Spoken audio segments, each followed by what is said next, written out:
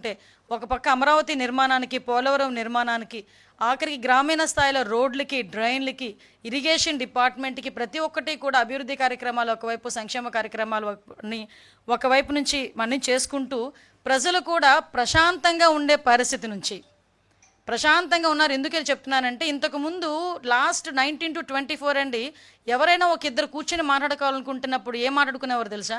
వాళ్ళ సమస్య గురించి, లేకపోతే వాళ్ళకి జరిగిన అన్యాయం గురించి, వాళ్ళకి జరిగిన అక్రమం గురించి మాట్లాడుకుంటే, ఈరోజు ఈ 14 నెలల కాలంలో ఏ ఇద్దరు కలిసి కూర్చొని మాట్లాడుకున్నా సంక్షేమం గురించి మాట్లాడుతున్నారు, పరిశ్రమల గురించి మాట్లాడుతున్నారు, ఎన్ని పెట్టుబడులు వస్తాయని మాట్లాడుతున్నారు, ఎంతమందికి ఉద్యోగాలు వస్తాయని మాట్లాడుతున్నారు, వాళ్ళ బిడ్డలకు ఎటువంటి ఉద్యోగాలు రాబోతున్నాయన్న విషయం గురించి మాట్లాడుకునే పరిస్థితి.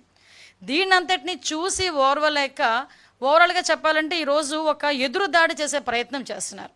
ఎంత ఎదురుదాడి అంటే ఈరోజు వైసీపీ తాలూకా సాక్షి మీడియాలో అవనియండి, వాళ్ళ తాలూకా సంబంధిత సోషల్ మీడియాలో అవనియండి, విషం చిమ్మే ప్రయత్నం చేస్తున్నారు.